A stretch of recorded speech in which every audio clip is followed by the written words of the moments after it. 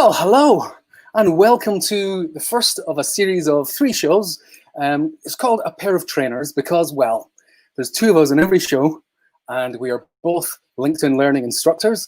Now, the reason that we're doing this show is because LinkedIn Learning are offering some free courses for people, primarily for people who are looking for jobs at the moment. And what they have done is really smart.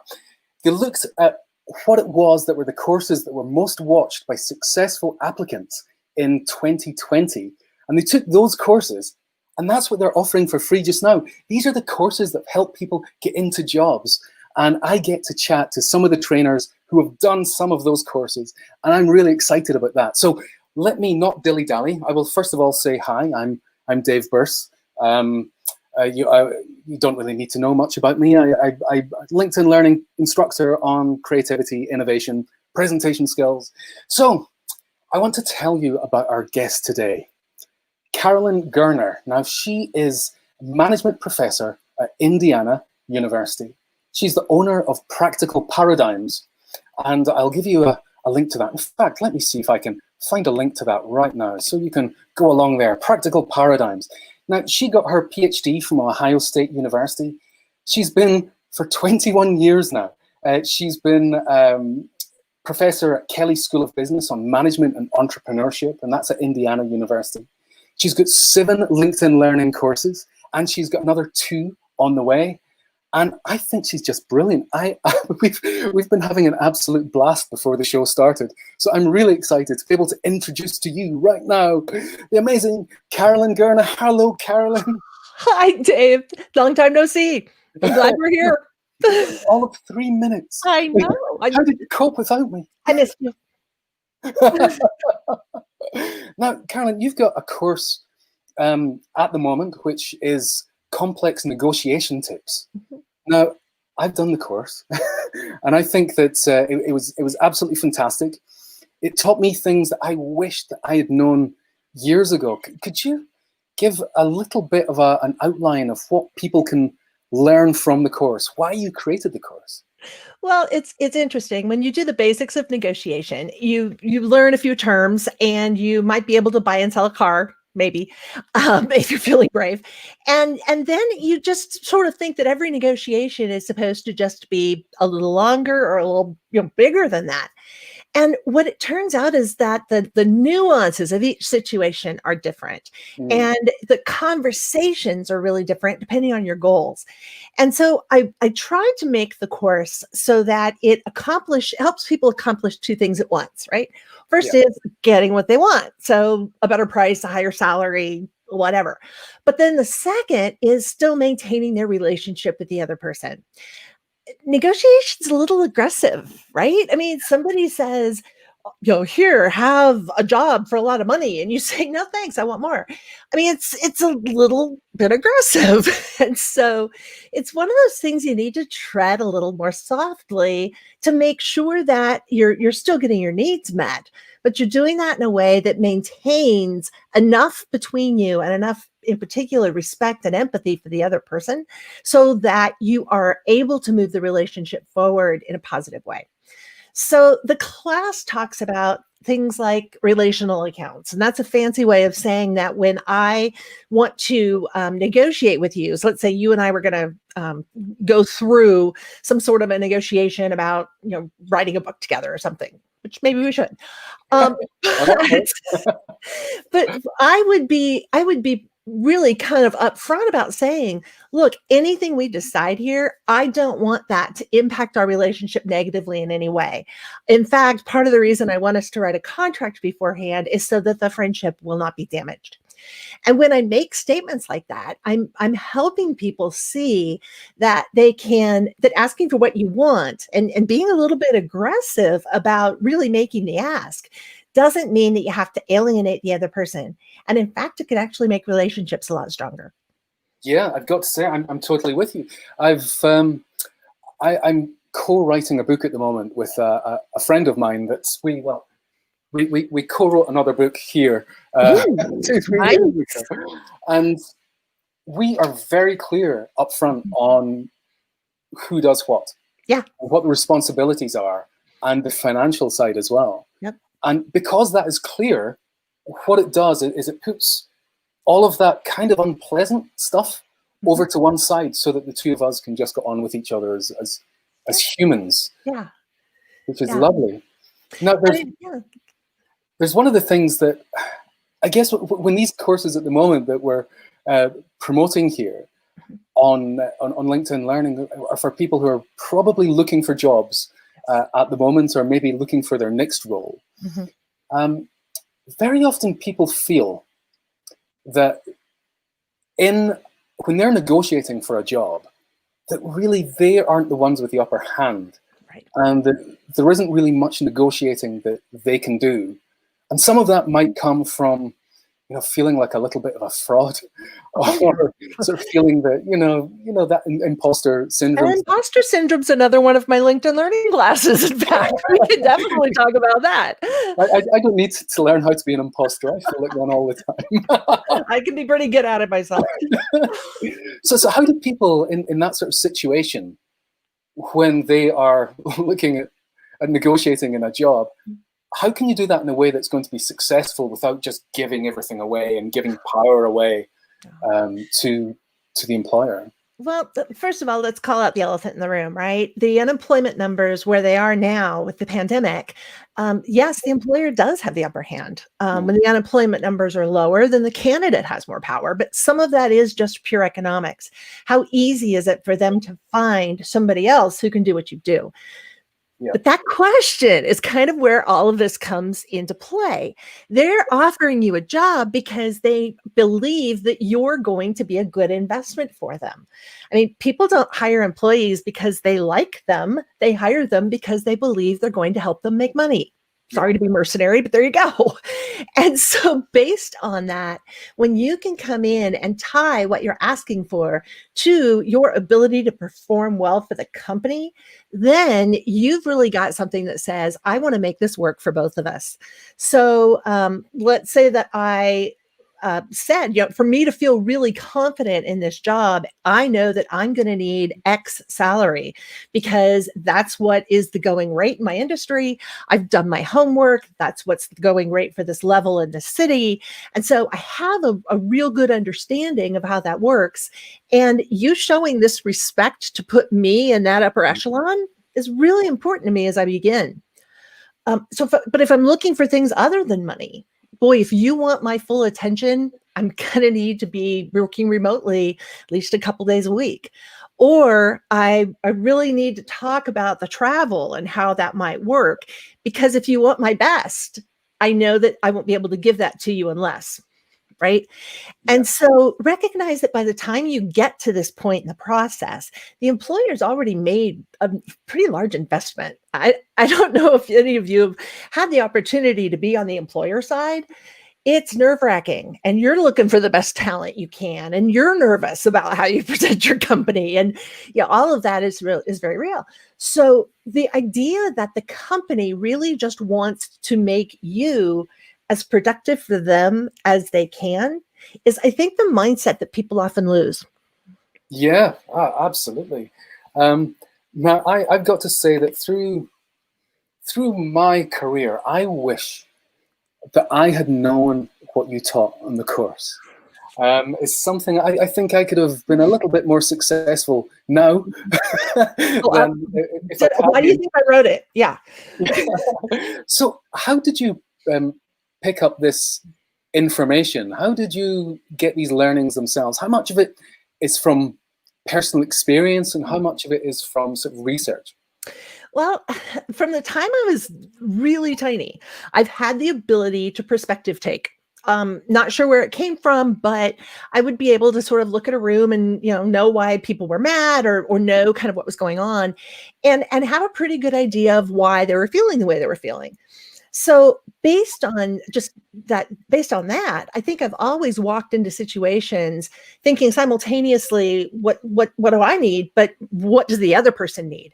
And if I'm being really honest, for a long time, I focused a lot more on what the other person needed than on what I needed. And I'm not alone. That's just a very common phenomenon. And what I finally realized was two things. And a lot of it, frankly, started with the whole study of imposter syndrome. And the first was that I'm 57 years old, and I have a obligation, for lack of a better word, to be a role model, especially because I see young women in their late teens and 20s all day. Those are my students. And if I'm not walking the walk, then I'm doing them a disservice. And when that finally dropped for me, I realized that I needed to gather more of the what do I want and how do I ask for it into my repertoire, because being really good at knowing what other people wanted wasn't advancing the cause, and it frankly wasn't setting a very good example. So now I've really brought myself to the point where I'm not, and this is a kind of a common trick. I'm not doing this for me, if I'm being really honest. When I negotiate, there's usually something underneath it that says either I need to do it in this situation because it needs to be done. This is when I was finally promoted to full professor, I needed to be paid the same as the other male full professors, period. And so things along that line, it's become kind of bigger than me. If I don't negotiate for this, I'm not walking my walk. And so that's been a big part of it. For a very long time, I was just real happy having other people have what they wanted. And now I've kind of gotten to the point where maybe I'm just too old for it. I don't know. I just don't have the patience for it anymore. But I also have realized that I think when the penny finally dropped, and I said, I actually have better relationships when I show up and assert myself and am part of them. I'm more interesting. People actually get more out of it than when I'm just giving them what they think they want. Yeah. So there's a lot, kind of building into it, but some of it is just getting old. Yeah, I mean, it's nice. I guess we've both reached a point in our career where we don't maybe need to have as much to prove. Right. And the higher you are up the tree, the easier it is, I guess, to have confidence as to your place on the tree. And I know it certainly wasn't that case for me earlier on in my career. But I also know that I am a white male, middle class, educated. I'm privileged. Yeah. When did you realize that, Dave? and I know that I've got privilege, and I love it that you're articulating that so well. I'm really curious as to how you came to that. Well, my wife is Caribbean. I have daughters. I get to see the other side of it directly in my home.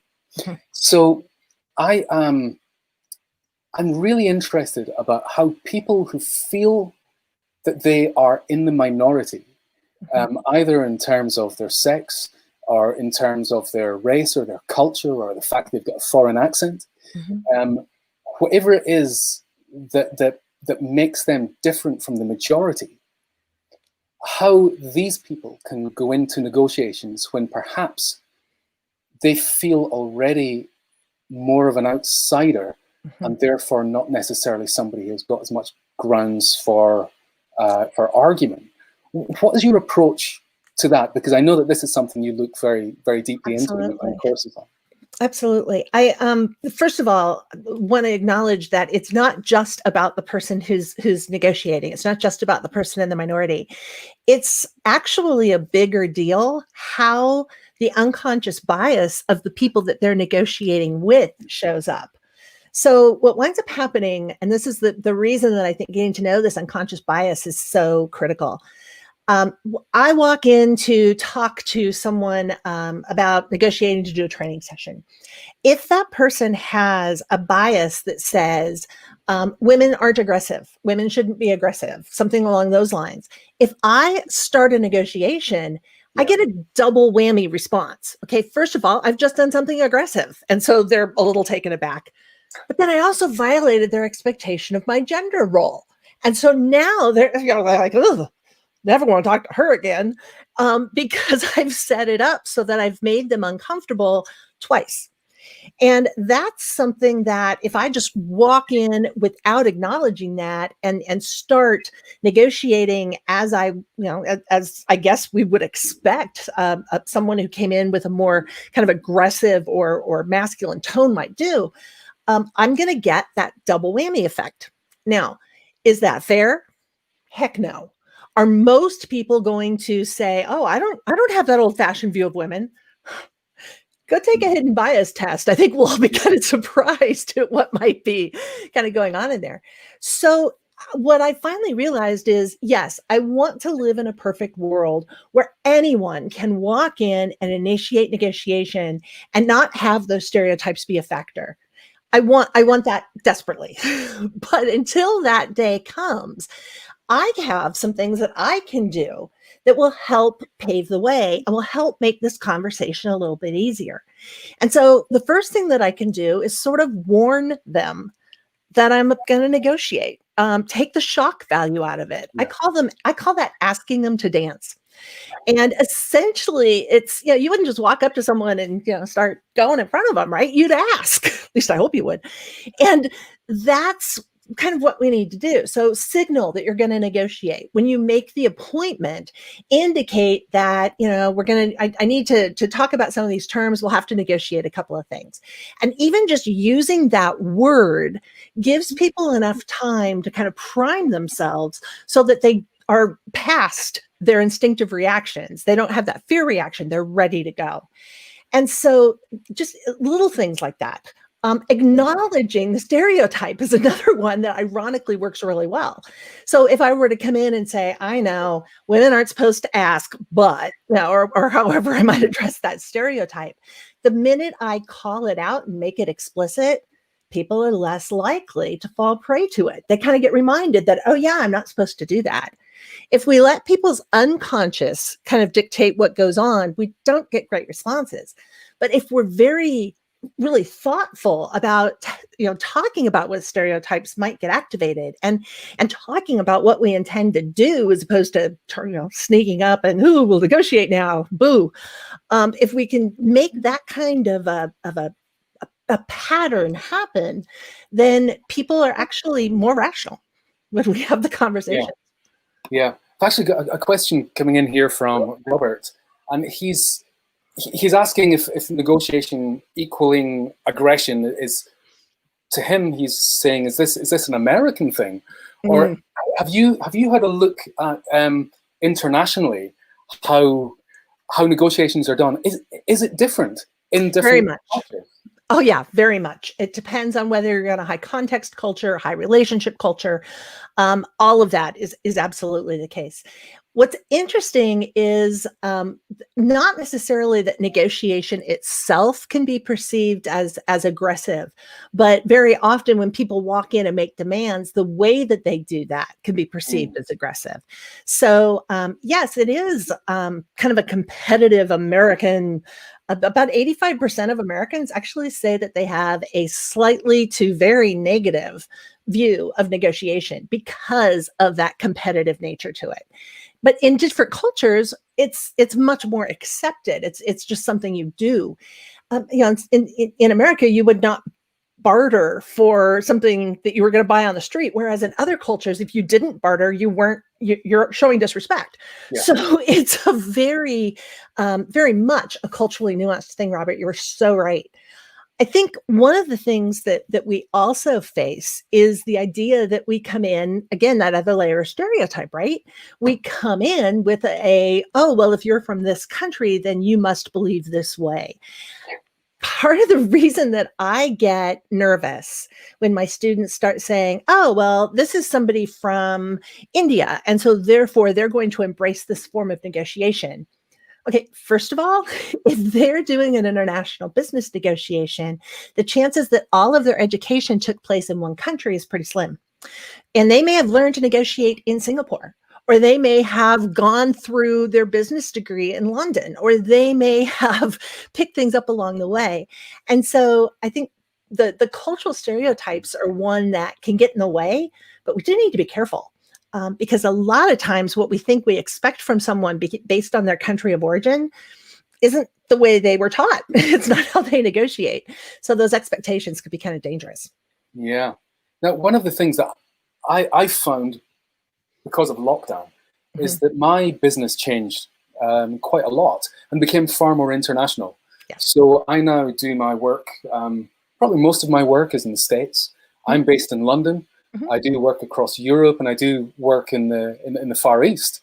And it's, to me, it's wonderful being able to do all of that. Yes. But negotiating, if we are doing business more internationally and we are doing it over Zoom, how does a remote connection then affect the way that you do your negotiations? Is there a better way of doing it? Do you have to conduct your negotiations differently if you're doing them remotely than you would face to face? What's your take on that?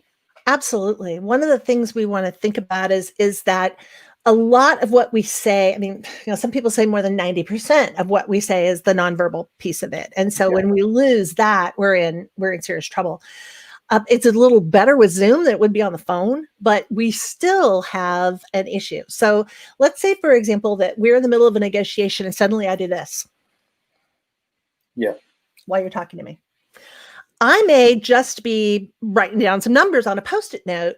You think I'm tuning you out. You think, I may be going, this is exciting. We're really close to the end of a deal. But because I put my head down and lost eye contact, you're pretty sure that this deal is over. And so it's just little things like that. One of the things that I recommend really highly if people are having to do a remote negotiation is something that if any of my students are watching, they're going to laugh because they know I can't talk about negotiation without saying this. But it's this idea of shared white space. And basically what I mean is let's co-create the contract together. So a shared screen on which you can both type. I love the whiteboards for co-collaboration in Teams and in Zoom, because that enables you to both create the contract simultaneously. So rather than just relying on what you're saying, you can also write things and you can also circle things and really kind of show that interaction. So anytime that you can have it feel like you're co-creating, like it's the two of you against the problem, as opposed to the two of you against one another, you've really gone to a place where you're more likely to get a win-win when it comes to the end of the negotiation. Yeah, oh, that's fantastic. I love the shared white space. I mean, you talk about that in your course as well. One of the things I loved in the course, you were talking about graphically showing where we are in the negotiations. Instead of necessarily writing it as a list, you draw it as pictures. Yes. And I think that's a really interesting way. I do that a lot, where I think that when you write something, it puts people into a linear logic state. When you draw something, it gives people a spatial way of thinking. Yep. And do you do that consciously to change the way that people think? I actually do it consciously because I know that people absorb information in different ways. So some people are tactile, and it's the writing of it that's going to make it mean more for them. Other people need to hear it. Other people need to see it, and other people need to read it. And so based on that, man, I can make a very messy whiteboard very quickly. But it's very much I want to be sure all of those things are there, and that we're talking as we're drawing, so that we have the best possible odds, for lack of a better word, that we're on the same page. One of the things that happens in negotiation a lot is assumptions. And so people will, like, every once in a while, my students will come back with a contract and I'll say, nice job, but when are you going to get the money? When are you going to deliver that? When are you going to take over this factory? And they look at me and say, well, soon. And so I asked the other person and they say, about 6 months. And so one of the things that negotiation really forces you to do is be more explicit and more clear than perhaps you ever thought you would. And so to me, having every chance to do that, every possible medium to communicate with, is where that becomes important. Yeah, oh, that's fantastic. So let me put up here, this is these are our courses. So here we go for you. For anyone that's looking to take Carolyn's course, and I really highly recommend it. Free right now. is bit.ly/LIL for LinkedIn Learning _negotiate. And that will take you directly to Carolyn's course on this. I highly, highly recommend it. Now, Carolyn, you also, you take LinkedIn Learning courses as well as teaching them. I love yours. Platform. Oh my gosh. What ones have you seen recently that have made you go, oh, that's a beauty? I'm really fangirling right now on Selena Rizvani. And she does a lot of things around having confidence and taking the room and just being really comfortable in your own skin. And every once in a while, I need me some Selena. And so I will just kind of put her in there as well. I love Dave Crenshaw's stuff. So I'm a big fan of how to keep things organized and all of those things. Honestly, what I've been doing lately is actually learning really random software packages. So I took the class on Ascend. I took the class on Mendeley. Because I've been just trying to go paperless as much as I can. And so I took the opportunity to try to learn it.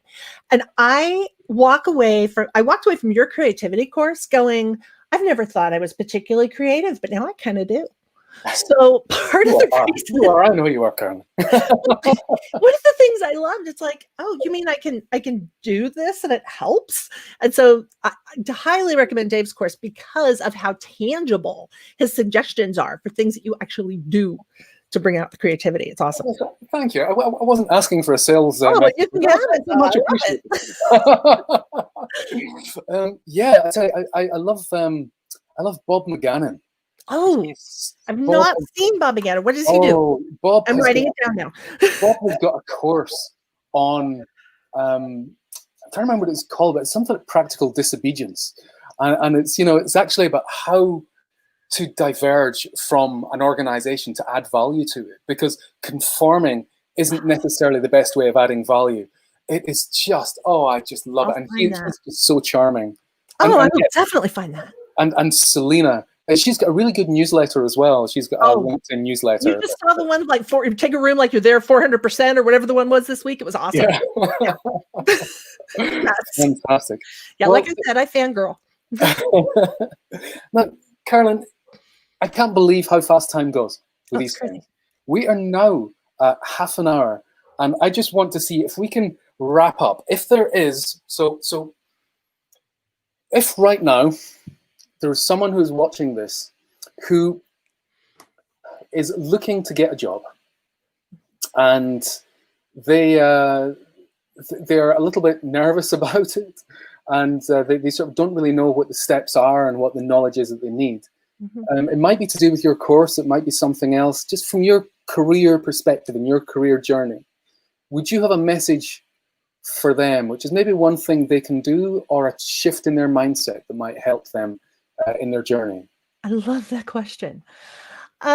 First is to understand how valuable what you do is. And I think most of the time you hang out with people who do the same things you do and have the same interests and have the same training. And you start to assume that what you do is common. And the reality is that's just not true. So I would suggest doing a couple of things. The first is getting your hands on whatever salary surveys for your area are available, really getting a sense of what those job descriptions look like. This is US based, but you can access it from anywhere in the world. There's a ONET, is just O with a little asterisk to the net, NET net. It has job descriptions for thousands and thousands of jobs, along with what those skills are worth in a variety of industries. That knowledge is power, because I think one of the things we have a hard time doing is justifying that as our price. And it's a mindset shift that says, you're not paying for me, you're paying for my skill set. And here's what my skill set is worth. So figure that out. Rather than thinking in terms of you, think in terms of the way of thinking, the project organization, the strategy, the way of motivating people. Think of those things as what the company is buying, and realize that they're going to make a good return on you, or else they wouldn't be investing. And so if you can come in with a really good confidence around what your skills are worth, you're in a good spot. The other thing is just ask. Just ask. And I think a lot of folks are so scared to even jump into it. So the line that I always tell people to use is very simple. You get a job offer, you're absorbing it. One question: what parts of this are negotiable? Yeah. And if the answer is none, okay. If the answer is, well, gee, what's not perfect? Then you have something to talk about. But it never hurts to ask. Oh, that's so true. That's so true. I think from what you're saying as well, but getting to understand yourself. And I think when you're looking for a job, a lot of people have an assumption about this is who I am, this is what I do. Yeah. But it might be that your skills are actually have an adjacency to something else. There might be another opportunity for you, another option. And it's something that I think is happening more and more as we're seeing more and more jobs come around. That the people don't necessarily have the skill for this new industry that's been created or this new job title. And it means that people have to hire somebody who has an adjacent skill. Yes. And it might be that there's opportunities there. And that is an increasing thing that we're going to start seeing more job roles coming around that haven't existed before. Yeah. I'm also going to argue that it may be on you to explain how your skills are adjacent or explain how your skills are relevant. You may think that everybody knows what an event planner does and how good you are at conflict resolution. That may not be something that someone interviewing you is aware of. Yeah, absolutely. So if you're watching this and you're interested, spend some time with yourself. Get to know your skills. Get to know who you are. Write it down. Write down what you want. And as Carolyn's saying, do your research, because it's insufficient data cannot compute. If you want to know what the next stage is, you need to have the right information in your head. So, Carolyn, hang around because I want to talk to you afterwards. Okay, we're not done. It's all good.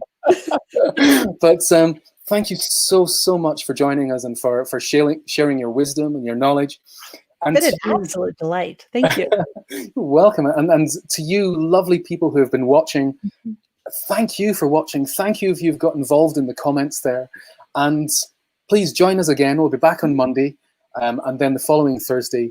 And go and have a look at the courses that are available right now, that are free right now with LinkedIn Learning. And thank you so much again. I am going to say I love you. Goodbye.